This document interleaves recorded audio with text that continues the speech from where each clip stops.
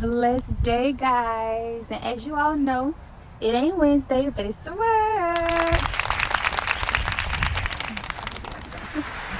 No, for real, stop. Let's get into it, guys. So the last time we seen each other, we went over Judges chapter 2. So today will be Judges chapter 3. Hopefully we can also do 4, but you know, this is my busy week. I got a lot of work to do, picking up a lot of doubles. So if we don't, you guys already know, same time next week. Hopefully it'll air on Wednesday, but if not, y'all know I'm not gonna let the week go by without us doing our Bible study, getting our word, getting a little closer to God. So Judges chapter 3, here we go. The sun setting and the light was just lighting, y'all. Look. Had to change it for Judges chapter 3, here we go. So before we even talk about 3, let's just go ahead and recap the end of chapter 2, right? So the end of chapter 2 was, I'll just read chapter 2, verse 22. And it says, "For it was in order to test Israel by them, to see whether or not they would faithfully walk in the ways of the Lord, and as their fathers had done. The Lord left those nations instead of driving them out all at once, and had not delivered them into the hands of Joshua."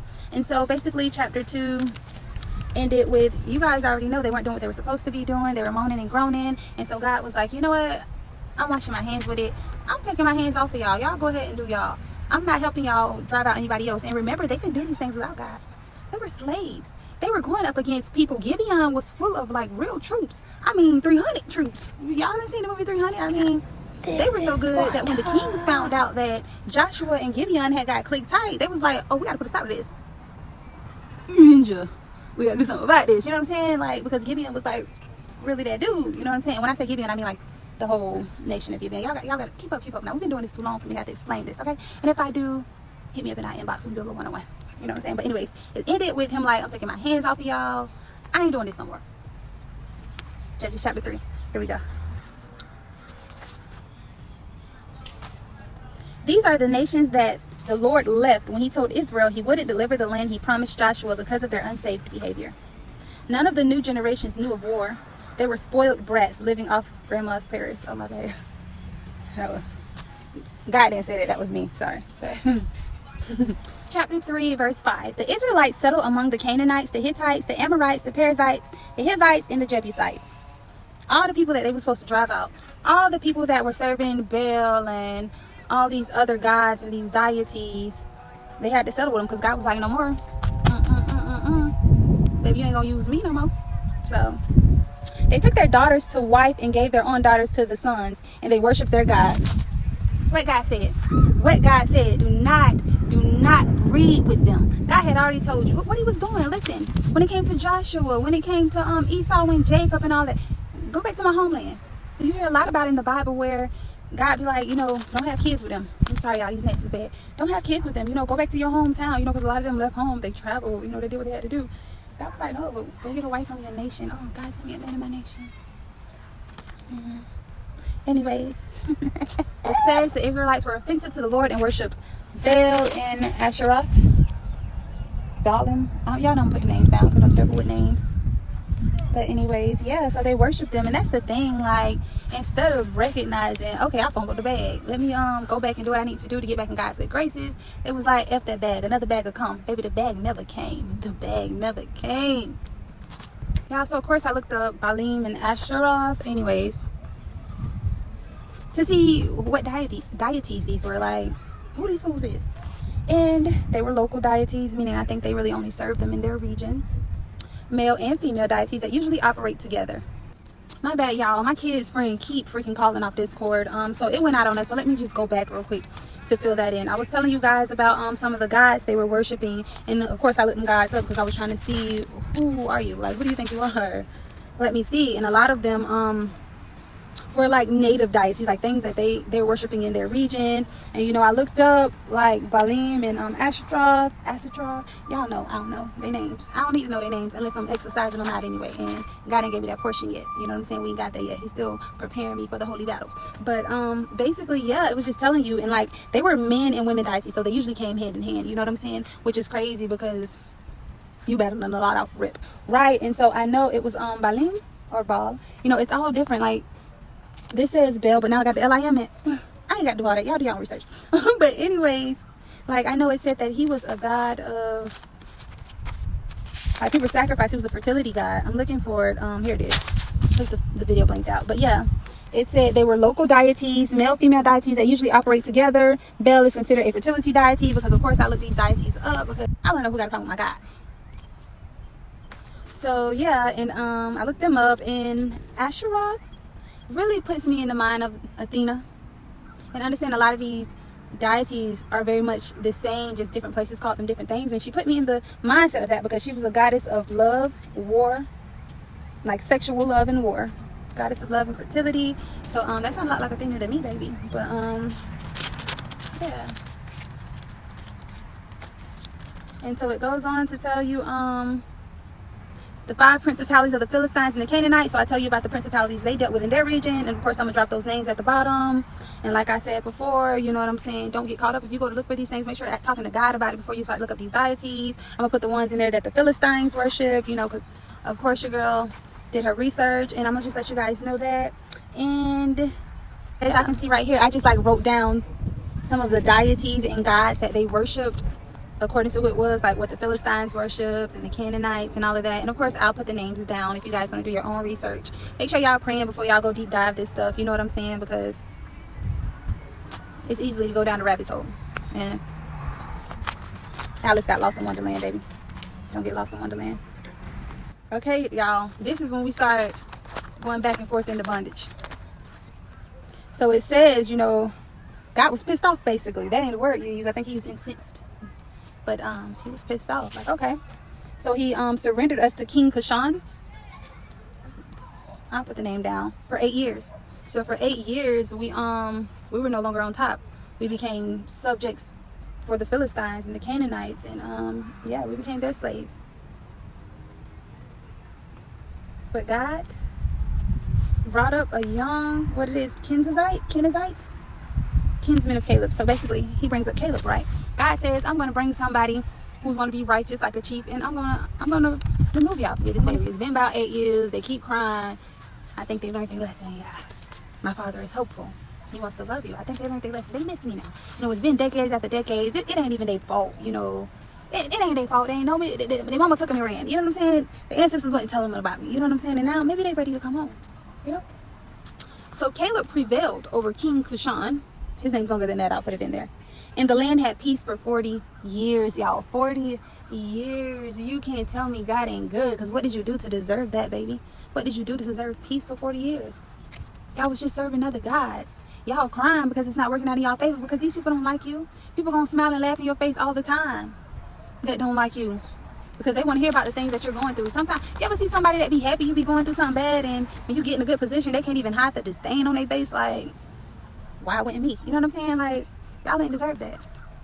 But God gave y'all 40 years of peace. 40 years, bro. Next is eat me for breakfast, lunch, and dinner, baby. I'm a snack over here. Lord. Okay, so God made Othniel a chief. And he's one of the people who also helped Caleb prevail over King Cushan to free the Israelites so they can have peace for 40 years. But when he died, of course, they went back to doing what they do, and they pissed the Lord off. Because why do I have to hold your hand every day? Like, if Johnny had 5 apples, God, dog, like, y'all still don't know what's gonna happen if y'all don't do what y'all supposed to do? Pim dies, man. Pim dies. Follow the chain of command. Go to the Lord. Quit looking at all these other places. Jesus.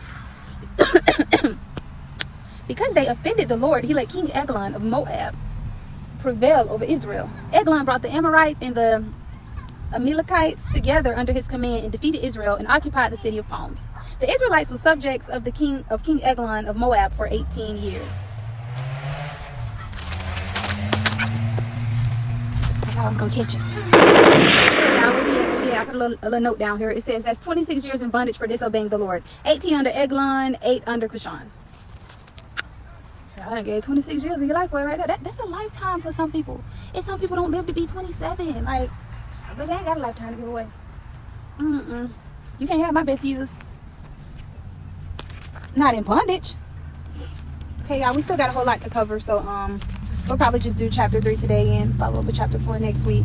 But I still got like 3 or 4 pages I have to go over with you guys. I have no idea where I'm at in the chapter because I didn't put the verse beside this stuff. Okay, well, they just let you know I be writing a lot. Because over here it say chapter 3 verse 19. But that's a ways away. Let's Let's keep going. All right. 28 years in bondage, y'all crying again. And you know what my Lord said? You know what my king said? Surely they learned their lesson. Surely they learned their lesson. The people who didn't listen, the ones that were disobedient, they're old in age now. They're well in age now. Surely they've told their kids, following the footsteps of the Lord. Surely, right? Let me let them out. Time to come out of time out, right? So once again, he raises up a righteous man to get them free. A Benjaminite, Ehud, son of Gera? One of those. Of course, I'm going to drop it. He was left-handed. I often wonder why they put that little tidbit in there. He was left-handed. Like, what's so great about you left-handed people? Because I can slap up. No, I'm just playing. All I'm saying is right hands work just fine. But they put in there he was left-handed. And I put a side note here, and it says, why would they randomly say he was left-handed? Never mind. Because I'm still wondering. Ehud is so raw, baby. Ehud is a thug. E-thug is what it should have said. E-thug, because how he ran up on the king, baby.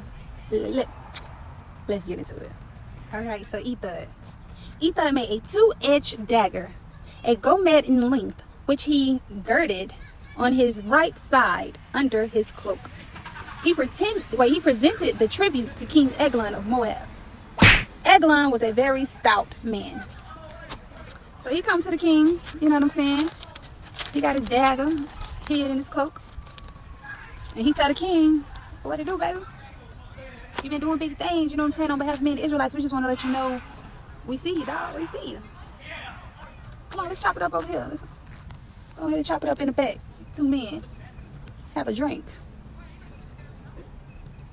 And what do cocky men like? Cocky men love to hear about themselves. Of course, of course. You know you ain't been good to the Israelites, so why would you even think? But you know what? So when Ehud had finished the tribute, he dismissed the people that conveyed the tribute. Chapter 3, verse 19. But he himself returned from Pesalim near Gilgal and said, Your Majesty, I have a secret message for you. Eglon silenced all in his presence, and they left. It was he and Ehud left. Sorry, y'all, I don't read off my whole handwriting. Okay, you see where we going? You see where it's going, right? You see where it's going. I got a message for you. All right. Whew. When Ehud approached him, he was sitting cool in his upper chamber alone.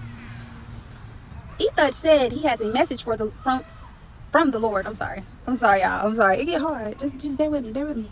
Okay, so Ehud told him he had a message from the Lord. You know what I'm saying? Then he rose from his seat, took out his dagger with his left hand, and drove it into Eglon's belly. You can't tell me that ain't G. Hey, I have a message for you, dog.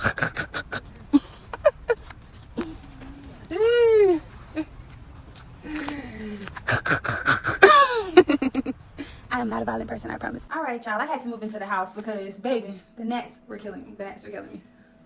Okay, so where we took off, Ehud was like, I got a message from the Lord for you. You can't tell me that in gangster. I got a message for the Lord for you. What? No time ever in this lifetime or the next, if somebody told me I got a message from the Lord for you, that I think the Lord was going to end my life.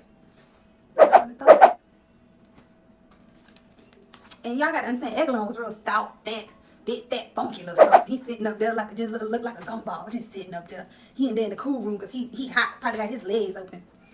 And so, let me get to the word. Okay, chapter 3, verse 22. The fat closed over the blade and the hilt. Big musky son. Went in after the blade. Wait, okay, let me read that over. The fat closed over the blade and the hilt went in after the blade, for he didn't pull the dagger out of his belly. And the filth came out. Sounded to me like guts and everything just was spilling. Stepping out of the vestibule. I think it says vestibule. My handwriting's not that good. Ehud shut the chamber doors and locked them. So he killed them. Had all that guck pouring out his belly and locked them in there. And it says, oh, I put a side note. Let me see what I was talking about. I was talking about making a reel of his last moments. That's so wrong. I'm not going to do that. That was me. Do you want me? Gotta be mad at that. Okay, so Ehud left and everyone returned. And when they saw that the doors were closed, they suggested he must be relieving himself. Like, All right, we ain't gonna worry about it. I don't think he was a good king. I'm gonna put a picture in here of what I think he looked like. And it's big. Y'all seen Austin Powers, so y'all know who I'm thinking about. All I gotta do is say Austin Powers. Y'all know who Big Funky I'm thinking about. So they probably was like, we ain't gonna bother him. He ain't really against up. So they waited a long time before they used the key to let themselves in, finding Eglon dead and on the floor. Ephod had made good on his escape. He had passed the Pestilum and escaped to Syria. Or maybe it says Syria. I don't know, y'all. Y'all know I'm terrible with names, but y'all know I'm gonna drop them. All right, so he fled. He got away before they even noticed this man wasn't alive. He been gone. When he arrived, he had the ram's horn sounded through the hill county of Ephraim.